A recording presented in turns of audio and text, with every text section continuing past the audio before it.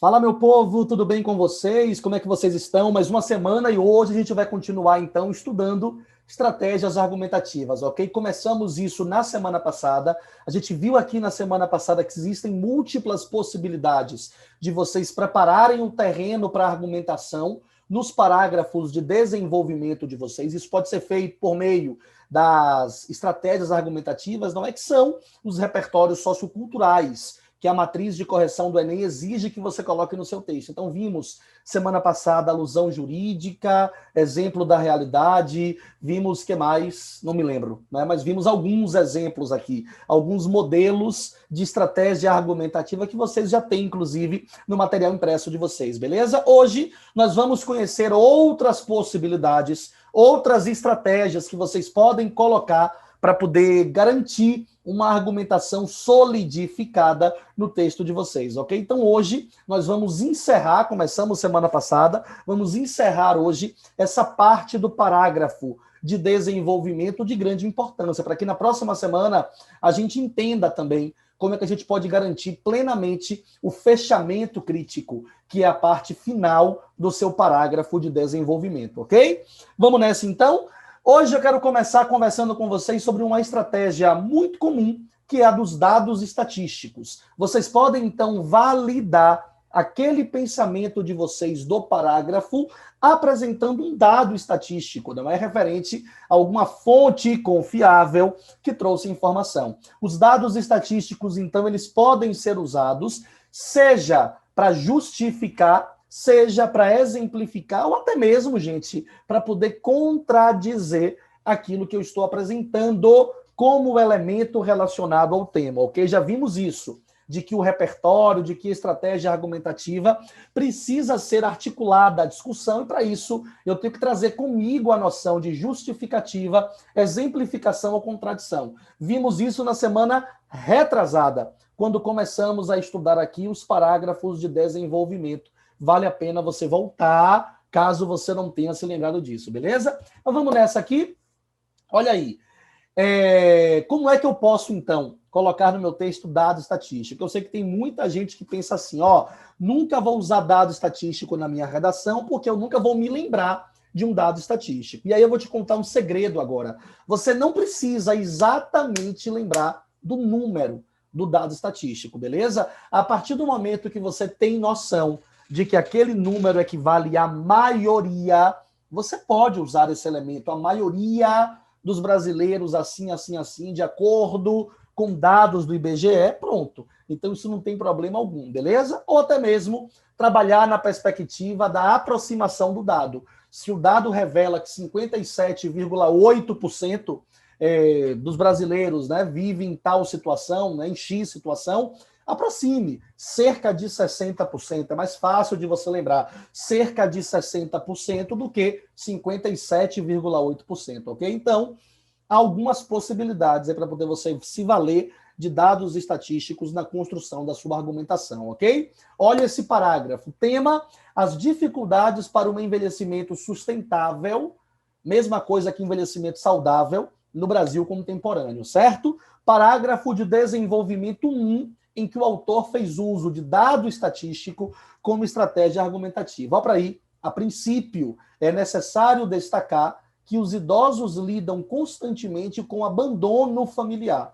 Então, neste parágrafo, eu vou ter que mostrar para o meu corretor de que forma o abandono familiar se apresenta como uma dificuldade para que os idosos envelheçam de forma sustentável ou envelheçam de forma saudável, ok? Nesse sentido, é entristecedor perceber que, para muitos parentes, os mais velhos são taxados de inservíveis, justamente na época da vida em que precisam de mais cuidado e atenção. Por conta dessa rejeição, esse público não consegue viver de forma saudável. Realidade comprovada pelos dados do IBGE, os quais demonstram que, no Brasil, pessoas com idade entre 60 e 64 anos representam um público mais expressivo diagnosticado com depressão. Então, veja que eu não fiz referência alguma a um número em porcentagem para poder utilizar um dado estatístico no meu texto. Trouxe a fonte segura IBGE e evidenciei que, de acordo com dados do IBGE, A parcela populacional entre 60 e 64 anos de idade corresponde ao público mais expressivo diagnosticado com depressão. Pronto. E isso se dá, muitas vezes, devido ao abandono familiar, que é o tópico apresentado nesse parágrafo. Então, veja que o meu dado estatístico aí apresenta uma justificativa, não é? Apresenta uma comprovação de que o abandono familiar acaba comprometendo o envelhecimento sustentável do cidadão brasileiro. Fechamento crítico diante disso é inaceitável, revelo então a minha visão, é inaceitável, ok? Lembra de que você precisa fechar o seu texto com um modalizador forte desse, gente. É inaceitável, é inconcebível, é um absurdo perceber, é vergonhoso notar, ok? Que os mais jovens rejeitem os idosos como tem ocorrido, visto que outrora eles não mediram esforços para dar carinho e atenção àqueles que hoje os rechaçam. Então nós temos aí um fechamento crítico, então, comprovando, ou melhor, validando a minha inaceitabilidade, a minha descrença diante desse abandono que os parentes mais novos fazem com os seus parentes mais velhos, ok? Estratégia argumentativa, a apresentação de um dado validado pelo IBGE, para comprovar que o abandono acaba, então, impossibilitando o envelhecimento sustentável no Brasil contemporâneo, beleza?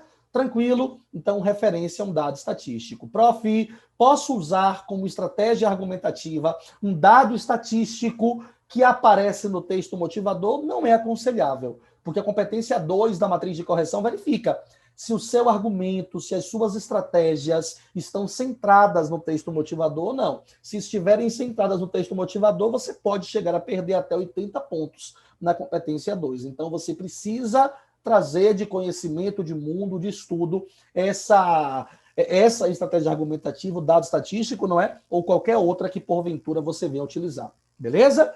Bem, para poder seguir, então, aqui na reta final, eu trouxe agora as 3 áreas de conhecimento que vocês mais utilizam para poder validar a argumentação. Sociologia, história e filosofia, ok? Então, assim, na reta final desse estudo sobre estratégias argumentativas, vamos ver referência sociológica, referência histórica, referência filosófica, tá certo? Bora começar então? O que é referência sociológica? É a referência a um sociólogo, um pensador da sociologia, não é uma corrente de estudo dele. Então, muito mais do que você citar uma frase do que ele disse, não é? Porque aí seria um argumento de autoridade, você cita uma ideia, um conceito ancorado na sociologia que um sociólogo, obviamente, apresentou.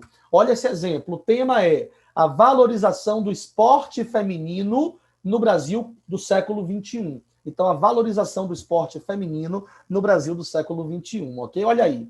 Outro sim, a sexualização do corpo feminino se impõe como mais uma barreira que as esportistas precisam superar para serem valorizadas. Então, nesse desenvolvimento 2, o que eu vou abordar do tema é que a sexualização do corpo feminino ainda dificulta a valorização do esporte para as mulheres. Por quê? Não é? Normalmente porque, muitas vezes, as mulheres são vistas como objeto sexual e que não podem apresentar nenhuma outra habilidade como a esportiva, senão a habilidade sexual, a habilidade de sensualidade, não é? Ou algo nesse sentido. Nesse sentido, ainda são muitas as atletas que são vítimas de olhares e de gestos obscenos, os quais se originam não só dos treinadores, como dos torcedores. Essa prática nefasta é uma forma de violência simbólica, conceito postulado pelo sociólogo francês Pierre de Bourdieu, para quem a violência não se dá só fisicamente, mas pode ocorrer mediante intimidação, como quando atletas em exercício são reduzidas a um corpo bonito que desperta a libido masculina. Perfeito. O que eu tenho aí? Eu tenho um conceito de violência simbólica de Pierre de Bourdieu, que é um sociólogo francês. Então eu tenho aí uma referência à sociologia, não é? Para Pierre de Bourdieu, a violência não se dá só com agressões físicas. A violência se dá com o olhar, a violência se dá com uma intimidação, a violência pode ser psicológica. Então, Na perspectiva do autor deste parágrafo, algumas mulheres, quando se lançam ao mundo do esporte, sofrem violência simbólica,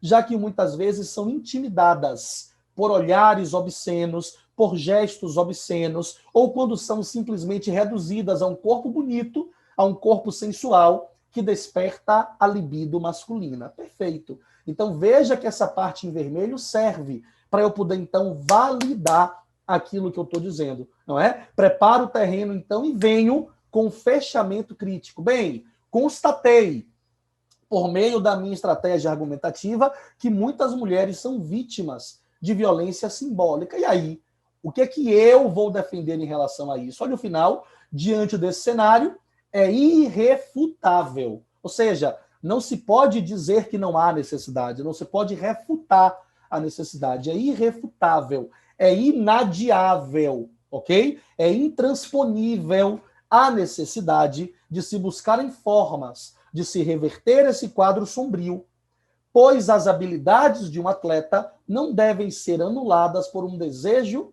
masculino descontrolado, ok? Então, fui à sociologia para poder buscar um conceito, que é o conceito de violência simbólica, que, do meu ponto de vista, sendo autor desse texto, eu percebo que acontece no mundo do esporte feminino. Pronto. Então, não adianta essa parte em vermelho ser, de acordo com Pierre de Bourdieu, a violência simbólica se dá para além da agressão física, sendo realizada também por meio de olhares intimidatórios e agressões psicológicas. Ponto. Diante desse cenário irrefutável, não. Tem que estabelecer a relação, ok? Então veja aí direitinho como foi que essa parte em vermelho foi feita para poder garantir, então, que é um repertório que dialoga bem com o tema. Beleza? Referência histórica, não é? E também é uma das queridinhas de vocês. Você fazer uma alusão histórica, você voltar para o passado para poder justificar, exemplificar a perpetuação de alguma coisa até hoje, de algum elemento até hoje na realidade, ok? Esse é um parágrafo de um texto, desculpe, que foi nota 1000 no Enem. Lá quando o Enem cobrou caminhos para combater a intolerância religiosa no Brasil. Olha aí, em primeiro plano, é triste perceber que, muitas vezes, as próprias instituições religiosas apregoam a sua crença como única verdade, ratificando a intolerância religiosa. Ou seja, esse parágrafo vai atribuir às próprias religiões culpa diante da intolerância religiosa. Então, de acordo com o autor desse texto, as próprias instituições religiosas, as próprias igrejas, quando lançam um discurso de que o seu discurso é a única verdade aceitável, quando fazem isso, ratificam, confirmam a existência da intolerância religiosa. Essa prática é histórica. Haja vista que, olha aí, desde a chegada dos primeiros europeus ao Brasil, foi imposto o cristianismo aos indígenas, obrigando-os a anular suas crenças, sobretudo mediante as doutrinações capitaneadas pelos padres jesuítas. Então, veja, eu evidencio que se hoje, não é, as próprias instituições religiosas podem ser responsabilizadas pela perpetuação da intolerância, eu evidencio que isso não é de hoje, que desde o passado existe essa ideia equivocada de que só há possibilidade de se nutrir a crença religiosa na qual eu acredito. Não é por quê? Porque lá no passado, quando os europeus chegaram ao Brasil, os indígenas tinham a sua cultura, tinham a sua crença, e principalmente os padres jesuítas foram responsáveis pela catequização, pela doutrinação desses indígenas, ok?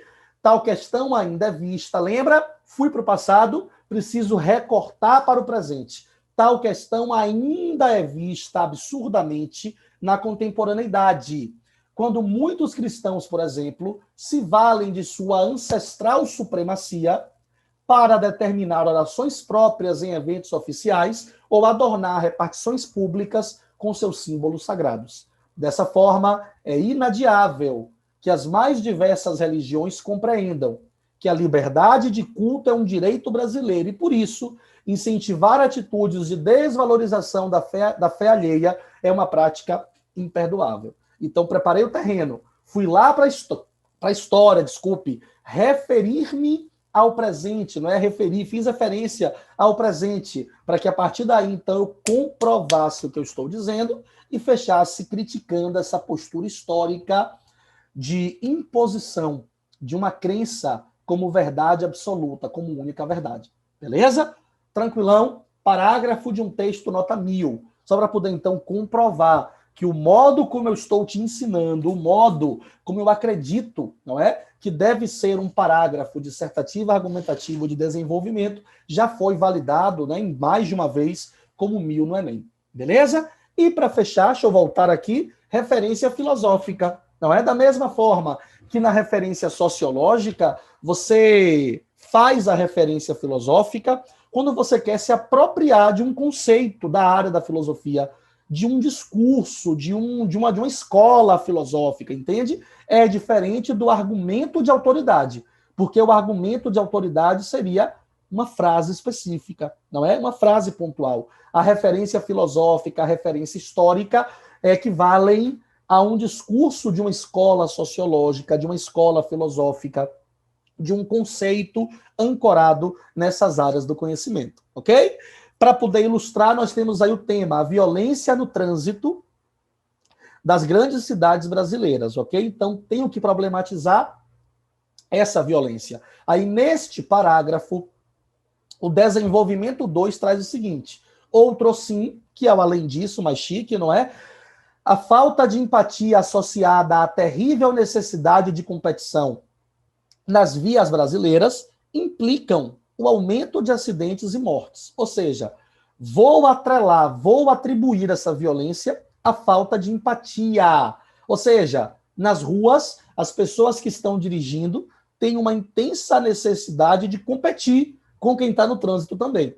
Nesse prisma, vamos lá. Para o filósofo francês Gilles Lipovetsky, a sociedade contemporânea vive na era do vazio, na qual colocar-se no lugar do outro tornou-se uma atitude em extinção.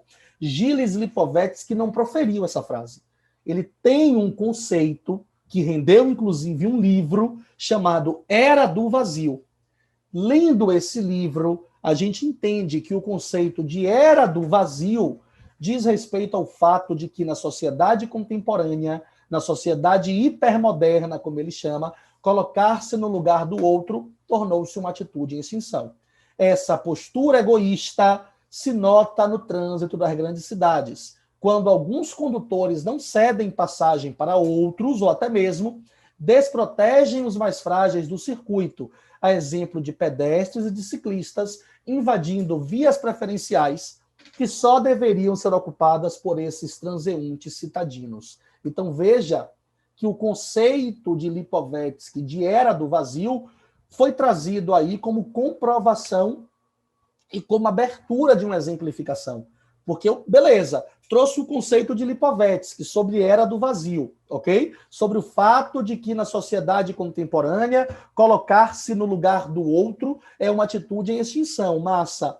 E como é que eu vejo isso no trânsito? Eu vejo isso no trânsito mediante postura egoísta de condutores que não dão passagem a outros condutores ou que invadem vias exclusivas daqueles que são mais inferiores no trânsito, mais frágeis, como ciclistas, como pedestres, ok? Dessa forma, fechamento é inaceitável. Olha a marca forte. É inaceitável, é inconcebível, é incontestável, ok? Que o egocentrismo impere nas avenidas do Brasil, de modo que, por considerarem o trânsito um espaço de disputa e não de convivência, condutores ceifem vidas alheias, insistentemente. Então, mais uma possibilidade aí de você trazer estratégia argumentativa nos seus desenvolvimentos, referência filosófica. Beleza?